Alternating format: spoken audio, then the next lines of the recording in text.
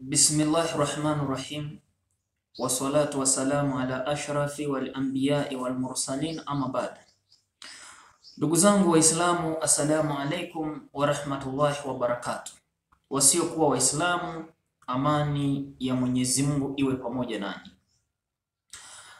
Ndugu katika imani, baada ya kumshukuru Mwenyezi Mungu na kumhimidi Allah ambaye amenifanya mimi na wewe unayenitizama na mimi ninayezungumza kuiona siku ya leo kufika wasaa kama uno. Vile vile nitamtakia rehema na amani zimshukie mwalimu wetu, nabii wetu, kipenzi chetu, Nabii Muhammad sallallahu alaihi wasallam, kwa juhudi nyingi alizozifanya ili mradi mimi na wewe iweze kutufikia kalima ya la ilaha illa Allah. Leo kuna hoja ambayo ningependa tujifunze, na ni hoja muhimu sana ambayo imekuwa ikizungumzwa katika mitandao na ndugu zetu wasiokuwa Waislamu kwa kuukashifu Uislamu.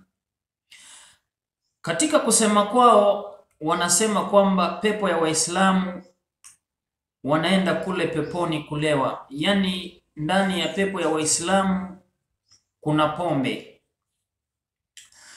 Na inakuwaje Mwenyezi Mungu duniani anawaonya wanadamu, anawakataza wanadamu wasinywe pombe? Yani Mwenyezi Mungu amepiga marufuku ya kunywa pombe duniani. Ukisoma katika 5:90 Qur'ani anasema kwamba pombe na kamari na kadhalika ni amali za shaitani, bimaana ni matendo miongoni mwa matendo ya shetani. Sasa inakuwaje katika pepo ya Waislamu kuna pombe? Ndio swali muhimu ambalo wanaulizwa na wanastahili kupata majibu. Na ni kweli ukisoma katika Qur'ani suratul Muhammad sura 47 aya yake ni ya 15. Naomba tusome pamoja kisha tuweze kutegua kitendawili hiki kwa pamoja. Mwenyezi Mungu anasema baada ya a'udhu billahi samiul alim minashaitani rajim, anasema mfano wa pepo walioandaliwa watawa wacha Mungu itakuwa hivi: imo mito ya maji isiyovunda na mito ya maziwa isiyoharibika ladha yake, na mito ya ulevi wenye ladha kwa wanywao, na mito ya asali iliyosafishwa. Tena humo watapata matunda ya kila namna na samahani kutoka kwa Mola wao. Basi hao watakuwa sawa na wale watakaokaa motoni na kuyeyushwa maji yachomokayo yatokayo katika chongo zao. Sasa huyu ni Mwenyezi Mungu anasema kwamba ndani ya pepo, yani pepo ambayo wameahidiwa Waislamu wale wacha Mungu, ina sifa zifuatazo. Ina mito ya asali, yani mito ya asali, na ina mito ya pombe, bimana kule peponi Mwenyezi Mungu ametuandalia pombe. Lakini inakuwaje duniani Mwenyezi Mungu anawaonya wanadamu wasinywe pombe, lakini kule peponi Mwenyezi Mungu akawa ametuandalia sisi Waislamu ambao tumefanya vitendo vizuri, na akawa ametuahidi pepo, kule peponi tunakutana na mito ya pombe. Kwani kule peponi hiyo pombe anayozungumzia Mwenyezi Mungu ni pombe ya aina gani? Hili ndiyo swali ambalo muulizaji inastahili ukajue, kwa sababu kuna utofauti, na tutakuja kuangalia hiyo pombe ambayo Mwenyezi Mungu anazungumzia pombe ya peponi ni pombe ya aina gani. Ukisoma katika 37 mstari wa 47 ndani ya Qur'ani, Mwenyezi Mungu anasema baada ya a'udhu billahi minashaitani rajim, kwa vinywaji hivyo hawatakuwa na udhia wala kuondokwa na akili. Bimana vile vinywaji vya peponi, Mwenyezi Mungu anasema katika vinywaji hivyo hawatakuwa na udhia. Udhia bimana ni kero, yani hawatakuwa na kero wala hawataondokwa na akili, bimana hawatazinguka akilini kule peponi katika vinywaji hivyo. Kwa hivyo vinywaji vya peponi Mwenyezi Mungu anapozungumzia pombe, ile pombe ni safi. Ukisoma katika 56 ndani ya Qur'an 56 aya yake ni ya 14, Mwenyezi Mungu anasema hivi baada ya a'udhu billahi minashaitani rajim, na sehemu ndogo ni miongoni mwa watu wa mwisho wa umma huu wa Nabii Muhammad watakuwa juu ya viti vya fahari vilivyotonewa, vilivyotiwa mapambo, wataviegemea, waekeane, wanazungumza, wawe wanawazungukia wavulana watumishi, watoto wanaume walio daima na sura za ujana katika kupendeza, kwa vikombe na mabirika na gilasi na vinywaji vitokavyo katika mito ionekayo mapito yake. Lakini Mwenyezi Mungu anamaliza, anasema hawataumwa na akili na hawataumwa na vichwa kwa vinywaji hivyo, wala hawatatokwa na akili. Bimaana pombe ya peponi ni safi. Yaani wewe mwanadamu ukinywa hautaondokwa na akili. Bimaana ile pombe ni tofauti na pombe ya duniani. Kwa sababu Mwenyezi Mungu anasema kwa wanywao, yani wale watakaoinywa hiyo pombe hawataondokwa na akili. Na ni kweli pombe ile ambayo Mwenyezi Mungu ametuandalia sisi peponi ni tofauti na pombe ambayo watu wanakunywa hapa duniani. Tofauti ya pombe ya peponi na pombe ya duniani, Mwenyezi Mungu anasema ile pombe ya peponi hakuna kulewa wala hakuna kutokwa na akili. Bimaana unaonaje walevi duniani? Yani hapa walevi, vile mtu anavyolewa akili yake inazinguka, bimaana hajifahamu, anaweza kufanya lolote. Na ndivyo pombe ya duniani ilivyo. Ukisoma katika kitabu cha Hosea, mstari wake, Hosea sura ya 14 mstari wake ni wa 11. Hosea 4:11 inasema hivi: uzinzi na divai mpya huondoa fahamu za wanadamu. Ikiwa na maana divai, pombe ya duniani hapa inaondoa akili za binadamu, wanadamu unakuwa mwenda wazimu. Ndio maana utaona wale walevi wana kero, wanafanya vitu ambavyo havistahili. Mlevi anaweza fanya chochote, anaweza jiendea haja mbele ya watu bila kujifahamu. Ndio vinasema kwamba pombe ya hapa duniani inaondoa akili za wanadamu, lakini kule peponi Mwenyezi Mungu anasema ya kwamba ile pombe ya peponi hakuna kuondokwa na akili wala hakuna kulewa katika vinywaji hivyo. Sasa hii pombe ya duniani, ni kwa sababu gani Mwenyezi Mungu akapiga marufuku watu wasinywe pombe ya duniani? Ndio Hosea inasema hiyo pombe inaondoa akili, inaondoa fahamu za wanadamu.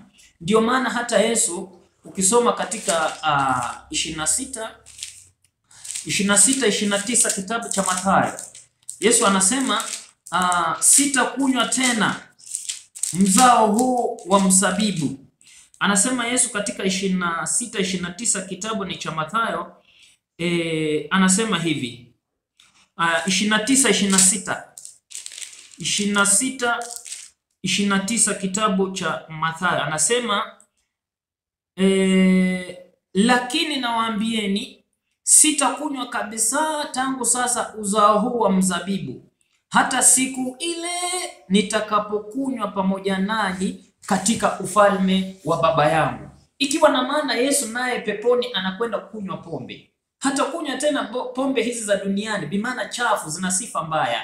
Anasema ninaenda kunywa pombe kule mbinguni katika ufalme wa Mwenyezi Mungu, tutakunywa pamoja pombe. Kumbe peponi Yesu naye tunaenda kunywa naye pombe. Ile pombe ambayo Mwenyezi Mungu ameipa sifa, ameisifu kwamba hakuna kulewa wala hakuna kutokwa na akili. Yani ukawa unatukana hivi, ukawa unafanya vitendo vya ajabu. Hiyo ndio tofauti ya pombe ya duniani na pombe ya kule ambayo watawa wacha Mungu wameahidiwa.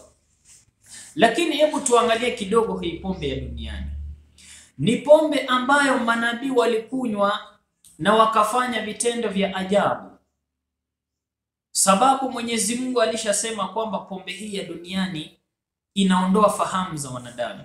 Hebu tuangalie manabii wawili wa Mwenyezi Mungu ambao walikunywa pombe hapa duniani. Kitu gani kilichowatokea? Ukisoma katika kitabu cha Mwanzo 9:20. Katika Mwanzo 9:20 naomba tusome pamoja. Inasema Nuhu akaanza kuwa mkulima, akapanda mizabibu, akanywa divai, akalewa, akawa uchi katika hema lake. Huyu ni mtume wa Mwenyezi Mungu. Nuhu ni mtume wa Mwenyezi Mungu. Wakristo wanakubali, Waislamu tunakubali. Lakini Biblia inatuambia kwamba Nuhu alikunywa pombe, akanywa divai. Baada ya kulewa akakaa uchi. Bimaana akatembea uchi Nuhu, na ni mtume wa Mwenyezi Mungu.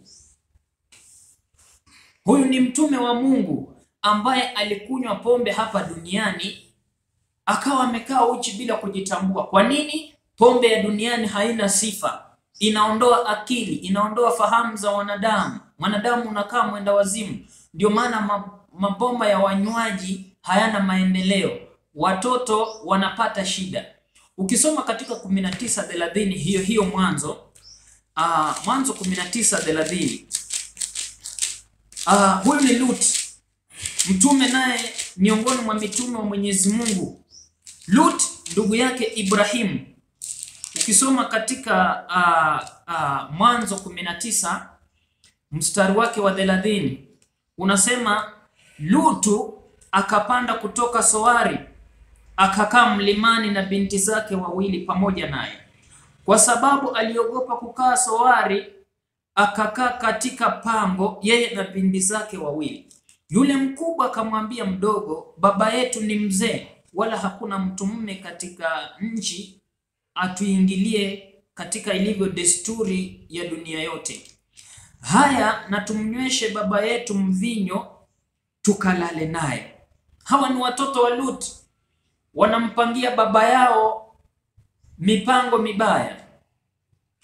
Ule mkubwa akamwambia mdogo wake ya kwamba baba yetu ni mzee, na sasa haiwezekani katika desturi ya dunia kuja tuingilie mtu mwingine, tukamnyweshe baba yetu mvinyo, tumpe pombe akalewe ili tukalale naye. Kulala naye hapa ni nahawi, yani imetumika lughatul balaha, lugha ya balaha. Kulala naye maana gani?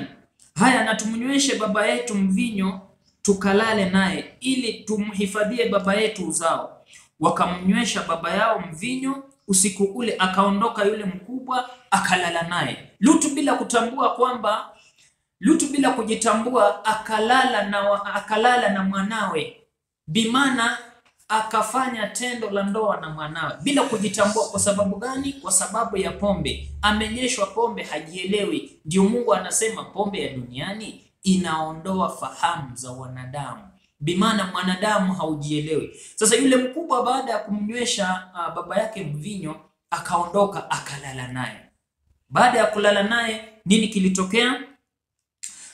Inaendelea inasema, ikawa siku ya pili mkubwa akamwambia mdogo, tazama nimelala jana na baba yangu. Yani huyu anajisifu, amelala jana na baba yangu.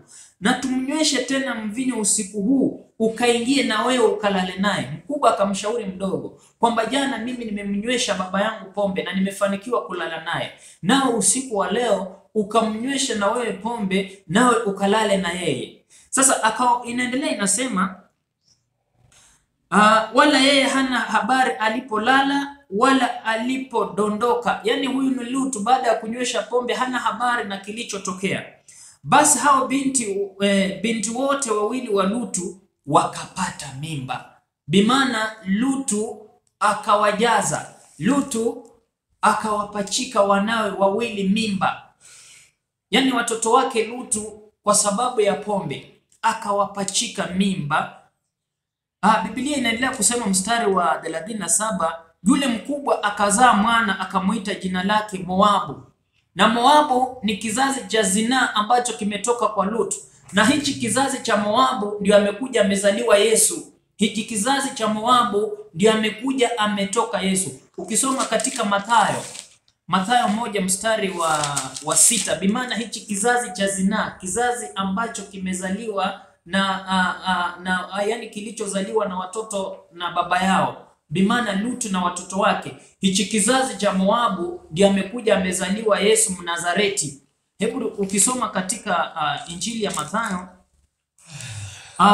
mstari wake wa 5 inasema, Solomoni akamzaa Boazi kwa Rahab. Rahab alikuwa ni kahaba. Boazi akamzaa Obedi kwa Ruth. Obedi akamzaa Yese. Yese akamzaa mfalme Daudi. Daudi akamzaa Suleimani yule kwa mke wa Uria. Suleimani akamzaa Roboamu. Roboamu akamzaa Abiya. Abiya akamzaa Asa. Asa akamzaa Yehoshafati. Yehoshafati akamzaa Yoramu. Ukiangalia huyu Yese ambaye alimzaa Daudi, katika uzao wa Daudi ametoka Yusufu. Yusufu ambaye ndiye mume wa Mariamu aliyemzaa Yesu. Kutoka kwa kizazi kile cha Moabu. Moabu ni mtoto aliyezaliwa, mtoto wa zinaa ambaye amezaliwa kutoka kwa watoto wa Lutu waliozaa na baba yao baada ya kumnywesha mvinyo. Kwa hivyo sisi Waislamu tumeandaliwa pombe kule peponi. Lakini pombe ya peponi ina sifa nzuri. Mwenyezi Mungu anasema pombe hiyo hakuna kutokwa na akili. Pombe hiyo ni safi. Yaani Waislamu, pombe hiyo ni safi kabisa, tofauti na pombe ambazo watu wanazinywa hapa duniani. Kwa hivyo unaposikia pombe ya peponi, usifananishe na pombe ambazo mnakimbia nazo kangara na nini na chang'aa humu hapa duniani. Pombe ya peponi ni tofauti na pombe ya hapa duniani. Wabillahi tawfik wa hada, assalamu alaikum wa rahmatullahi wa barakatuh.